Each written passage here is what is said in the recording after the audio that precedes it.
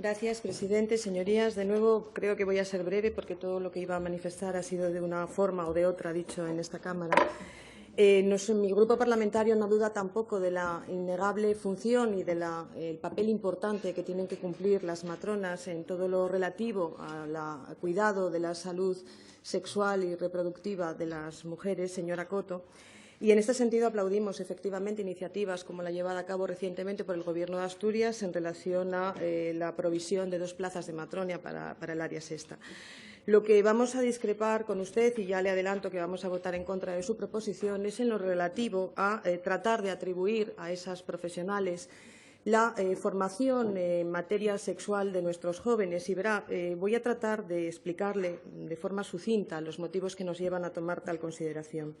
En primer lugar, como ya se ha manifestado aquí, los centros de orientación familiar no tienen una implantación homogénea en todo el territorio. Por tanto, estaríamos dejando a determinados jóvenes fuera de esa formación si se lleva a cabo la PNL tal y como usted la plantea. Pero es que, además, existe un binomio que no vamos a poder romper en esta Cámara entre una cuestión reproductiva y una cuestión femenina con los centros de orientación familiar. Son las mujeres las que van a los centros de orientación familiar y, además, mire, voy a decirle, cuando hablamos de mujeres jóvenes, en no un número muy elevado. Por ejemplo, en el área 3, a lo largo del año 2016, 99 mujeres. En el área 4, 150 mujeres. En el área 7, 46 mujeres.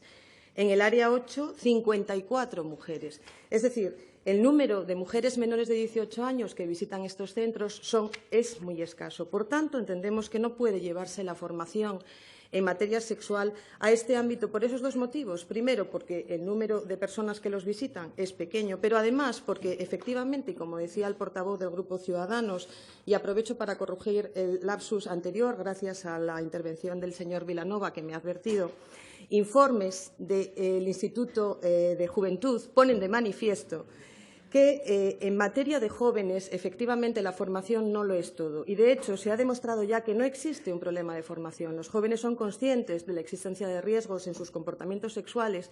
Lo que ocurre es que no es que minimicen la información, lo que minimizan es el riesgo, porque tienen un acercamiento al riesgo propio de sus edades.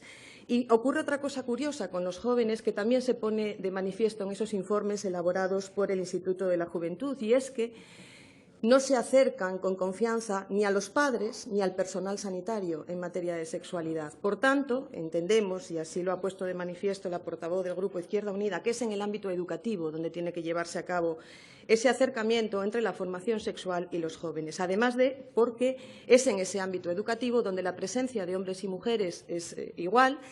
Y, por tanto, no se va a cometer nuevamente el error de hacer recaer solo sobre las mujeres la necesaria formación en materia sexual y la necesaria formación en materia de prevención del embarazo. Pero, mire, además, yo tampoco he podido evitar, al leer su proposición, tener recuerdos acerca de la desestimada toma en consideración de la Ley de Protección a la Mujer Embarazada en esta comunidad autónoma.